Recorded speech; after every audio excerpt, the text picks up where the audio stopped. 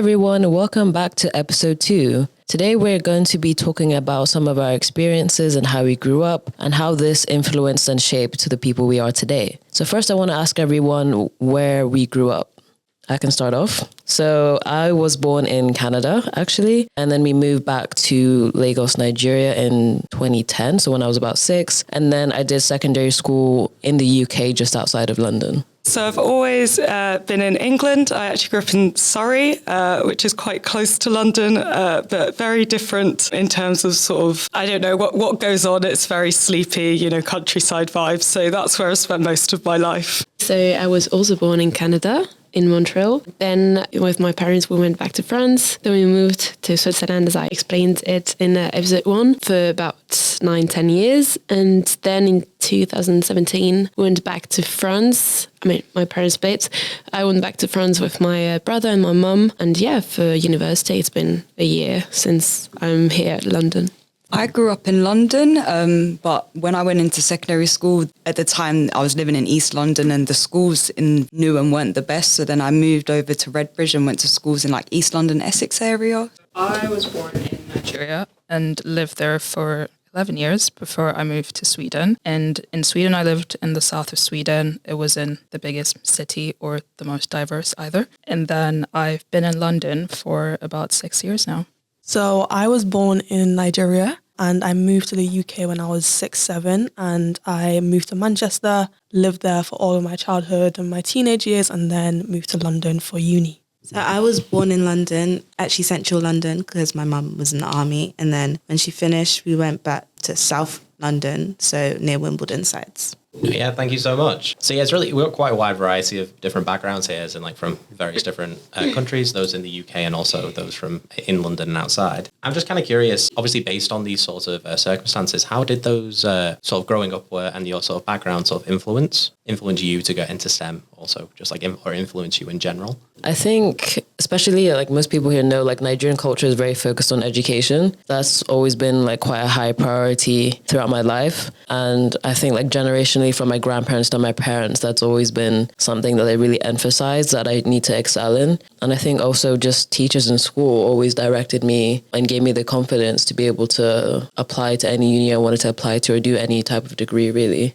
So, as I said, I lived in a few different countries. And so I think the fact of having these different experiences in different countries with different cultures really helped me to think about the fact that I can go in another country and study, even if I've never been there before. So I speak different languages, so that helped because my dad, for his job, he speaks English fluently. I also got some family that lives near London. So sometimes we would go there to visit them. And the fact that both of my parents did studies, it was obvious that for me, I would also do studies to give me even more chances to be able to really choose what I want to do after studying. And of course, my parents, also, both of them, they have been traveling a lot, either when they were kids. So my mom, she's Caucasian, so she's white, but she's been living in Ivory Coast for 18 years approximately. My dad also in Ivory Coast, and then he went back to France, and my mom did studies in Belgium. And so I've been able to travel a lot, and that has given me the opportunity to not be afraid of some changes, to go in another country and to study abroad. So my parents have always said to me, go and explore, go outside, don't stay in France, because where I live in France, it's in Brittany, and it's a really, really small town with 10,000 inhabitants, and I've never lived in such a big city as London. So I was quite, a bit stressed, and I was like, oh, it doesn't feel like home. But my parents have said with all the experiences that they had and everything that they gave us, to me and my brother, it gave me the strength to overcome this and to give myself the opportunities that I want to. I watched my parents move to a new country and try to integrate into a new country and set up a life for themselves in a new country where they didn't really know too many people. And as Ayanfe said, in Nigerian households, there is a huge emphasis on education, success. You have to do really well. You have to like learn to struggle and to hustle. So I watched my parents do that. And obviously, if you watch your parents try to move to a different country, leave everything they've known back at home, you have a level of respect for them and you want to honor them in a way and be like, they've gone through all of this struggle to move to a new country and give us better opportunities and a better life. So for me, it was kind of clear as like, I need to work hard. And like, obviously I was conscious enough to understand how life was in Nigeria and understand the contrast of moving from Nigeria to Sweden. So I just knew this was automatically, it was going to put me in a slightly better position. I had access to more opportunities than I did when I was in Nigeria. And I just tried to basically, get a hold of them. Things like studying abroad was made just slightly easier because I was already in Europe. So I knew like, and even in the international school that I went to, it was quite a common thing. Like everyone was in the IB in Sweden to go abroad. Otherwise, you just go to regular Swedish high school if you wanted to stay. So I think being in that environment, being around those kinds of people, having the encouragement from back home, seeing my parents' experiences and how they had to start from scratch in a new country really did kind of shape me in how I wanted to kind of explore new opportunities and how I grasped onto those opportunities as well. Yeah, if I can just add a little thing about what you said regarding like being, in a school where everyone has the goal to go abroad to study. That was something that I didn't really experience in France. I was like, I think the only one from all the people from my year that would go abroad, because I suppose it was maybe a small town, a small, a really like, how do you say that, average high school, nothing special. And most of my friends would just go in the biggest, the nearest city next to where we were, but they wouldn't go in another country, etc. So having that support from my family, and I like from in Ivory Coast, and my dad also had that, strong mentality of you need to work hard, you need to struggle, you have dreams and you need really to achieve them and give yourself the opportunities to do this. So even though the people that were surrounding me in that environment at high school weren't at all in that kind of perspective, I still had that strength and that willing of going abroad. And sometimes I struggle to speak English still because it's not my language, etc. But I gave myself the opportunities to, and I said to myself, it's fine, you can do it. I just wanted to ask those of you who grew up in the UK, what was your experience like growing up?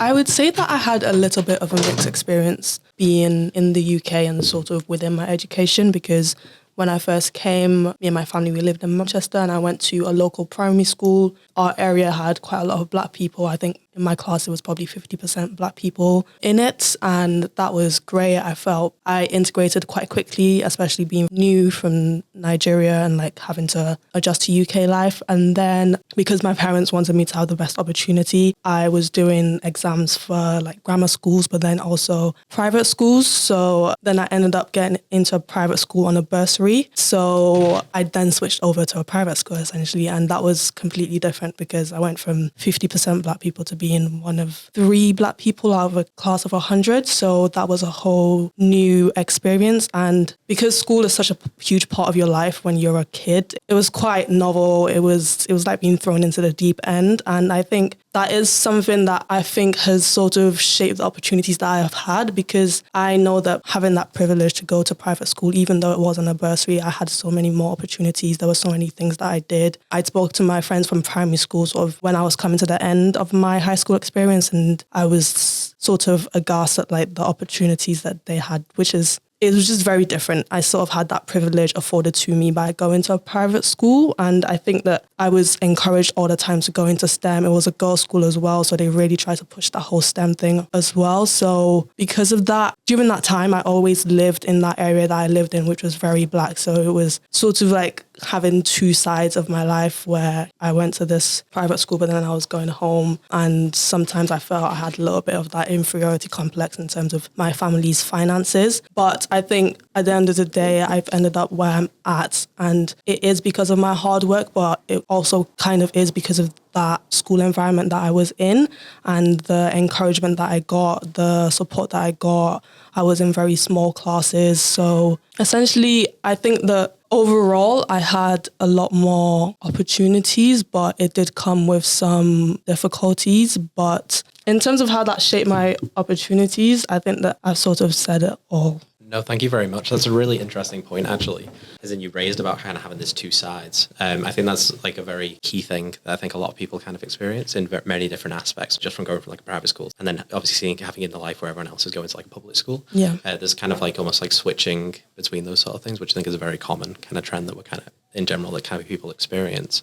I just like to, one of the person I'd like to pass on to about this in particular is Danielle. Yeah, so like I said earlier, I did grow up in Surrey, which is mainly white people, especially where I came from. I actually went to a state school my whole life, but my year group was quite big, about 400 people, and I was one of 3 black people in my year. I don't think we had a single black teacher, or even any teachers of colour actually thinking about it. So it can be really isolating, I think, especially when you're in school, you're trying to fit in, there's nowhere to get your hair done, and there's nowhere selling your shade of makeup. And when you're trying to fit in with everyone else and that's what they're doing, it's very hard. I think sometimes it can feel quite isolating. So yeah, I mean, obviously I've got siblings, so they were all in the same school as me, which was nice. I had some support. And my mum's always been really good. She always would relax my hair for me. I know that's bad, but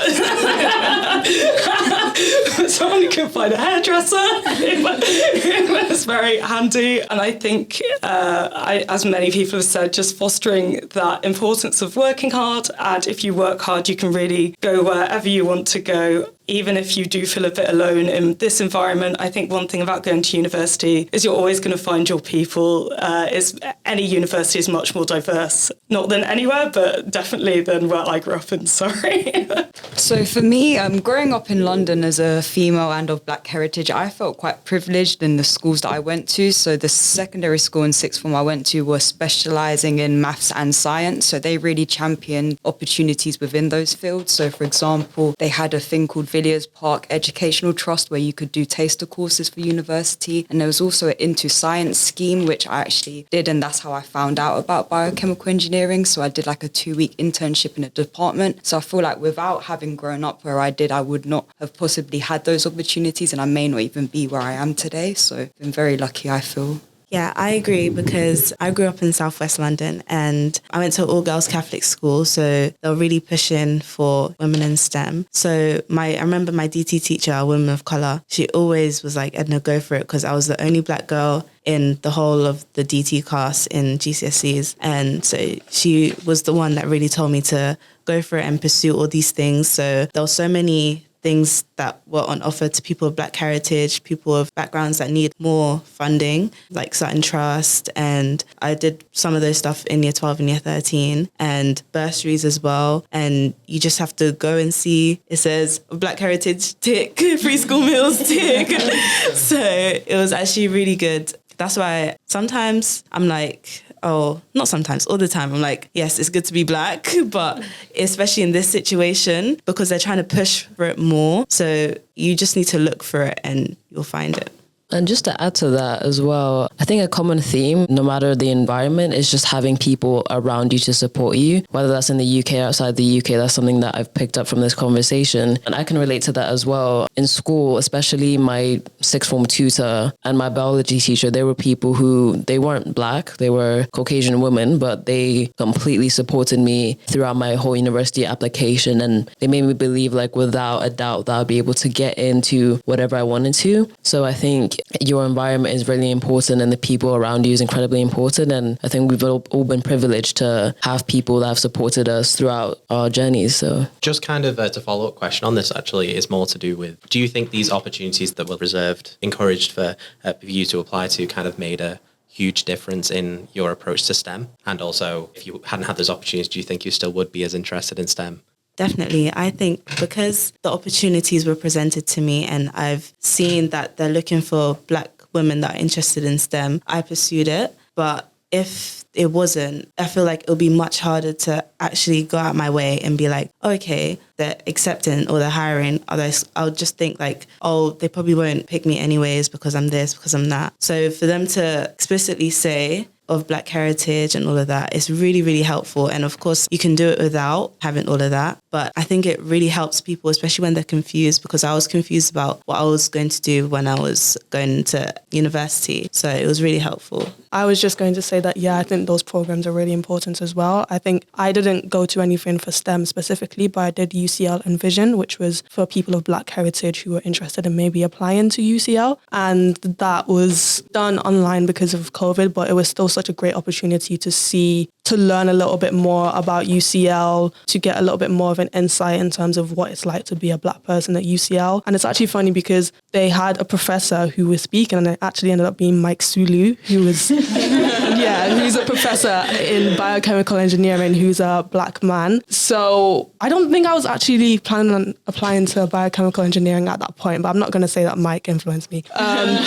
But I think that just even seeing that, there's a Black professor in UCL engineering was something that was great to see. I got to meet other people who were interested in applying. So things like that do really encourage young Black people to get into these areas, get into STEM, get into these institutions. So I think that they're a really positive thing.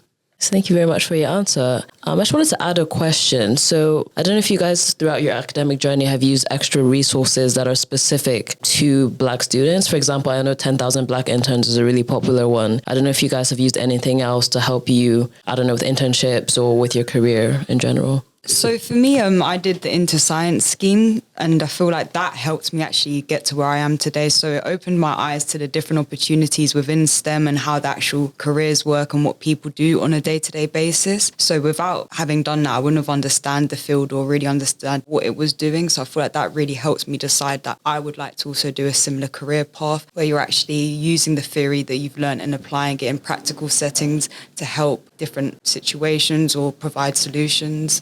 I would say that in terms of careers, not just 10,000 Black interns, I think there are companies who do sort of Black Heritage Insight programs as well. So because they're also trying to improve the diversity at their companies and trying to encourage Black people to come and join them. So that's also something that's helped me throughout my career development. Another one I know of is Rare Recruitment as well. I applied last year and they give a lot of really good resources like CV templates, cover letter templates. They do a lot of workshops with different companies as well. There's another one called Black Pharma, I'm pretty sure it's called. So again, that's like very specific and they get a lot of professionals in pharma as well to speak to students. So they do a lot of in-person things as well. So those are some of the things I've come across personally. Yeah, so thank you so much everyone for kind of speaking about this.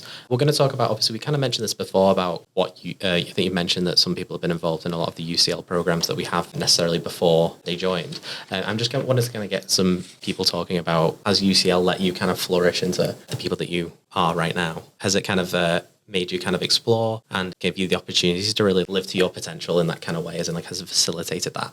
I know that being at UCL, my first year was quite difficult, but I gained a lot of autonomy because it was the first time I was actually living alone. So, being alone in a big city, going from a 10,000 small inhabitants small town to such a big place was quite, overwhelming. And also having so much noise all the time, etc. And so I think I gained a lot of autonomy in that sense. And even though the year was quite difficult mentally speaking, because I had quite struggles to build relationships, friendships, because I think in my head I was still very, very attached to my home and I didn't really want to open myself enough to London and just enjoy life here. I was also very self-conscious, and I'm still very self-conscious, but I'm trying to work on myself. But I was self-conscious about the fact that maybe I'm not good enough to be here. What am I doing here? Like, I'm coming from a small town and everyone did like great baccalaureates and IB, etc. And like my small French baccalaureate is like nothing to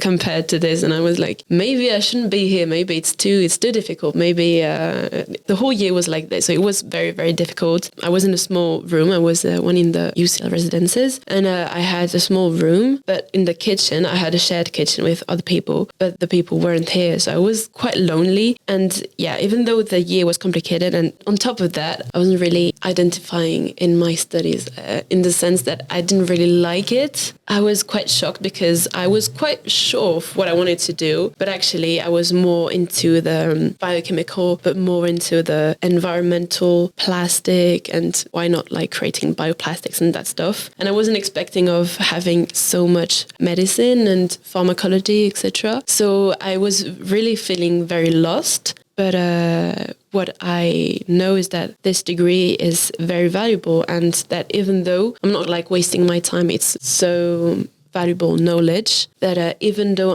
I'm still not sure of my way, of my path, I will get through it. I will take this second year to really work on myself and live, if I can say that.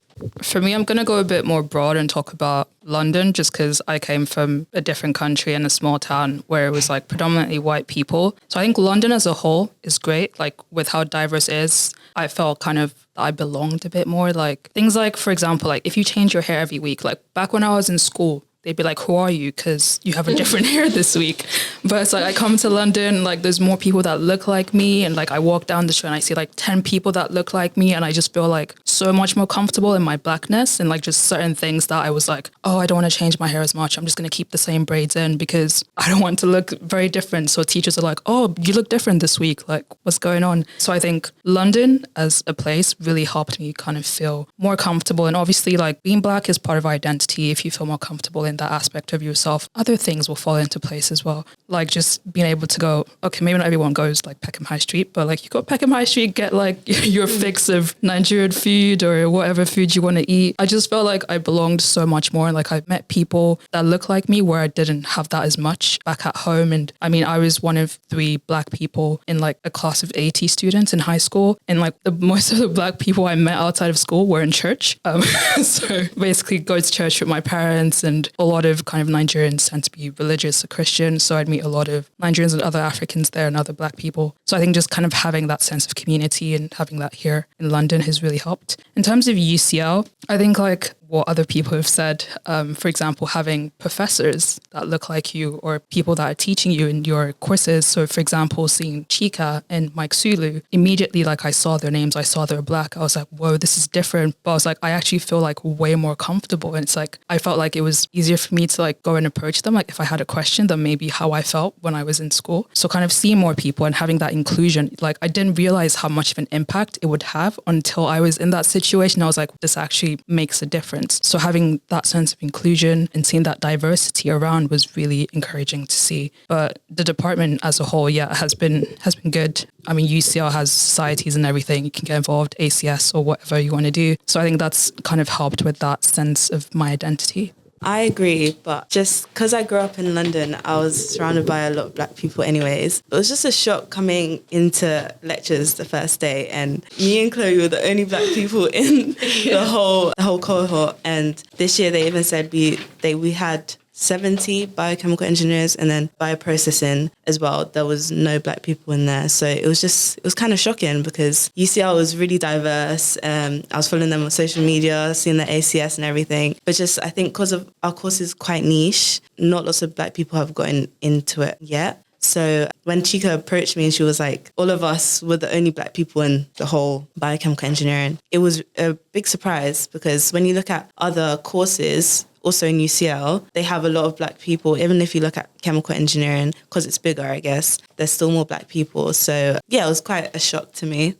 Yeah, they're both really good points. Like, I fully relate to you, Lide, about just really feeling like you fit in London, and then actually UCL in general, like, no one's ever going to look twice at you because you're black, which is definitely, like, from my upbringing, something I would have experienced. I'm maybe coming from a bit of a different perspective. As a PhD student, I've actually been at a few universities before this. So before I was at Oxford Brookes and then University of Bath for my master's. I also worked at University of Oxford for a bit, and I think in comparison, UCL really does afford a lot of opportunities. I think they do value things like diversity, but also just because it's such a big university, you've got all the other London universities sort of at your disposal. There's a lot of opportunities and a lot of things you can apply for just to really expand what you're doing. So for instance, I've ended up doing some things like outreach, like for instance, I've done InterScience as a supervisor instead of a student. There's loads of opportunities to sort of expand things like if you want to try teaching or doing things like this where we can show younger generations what's going on. So I think in terms of that, I've been approached a lot more about asking to do things. No one's forcing you, but I think there's just been a lot more opportunities sort of thrown at me to try and sort of expand my skill set if I want to in places I want to. So I think that compared to other universities that I've been to has actually been really, really positive. Yeah, and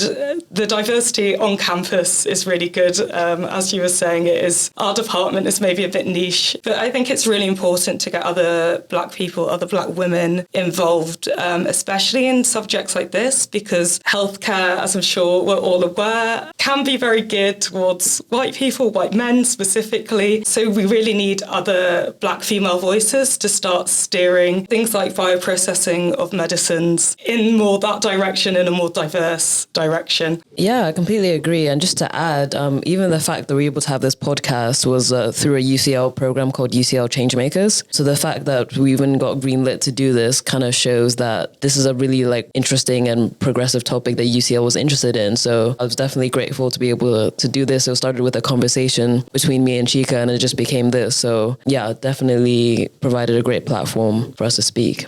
Okay, so thank you everyone for listening to this episode and everyone for the contribution to this conversation. If you'd like to know more about UCL's biochemical engineering, feel free to check out the department's website.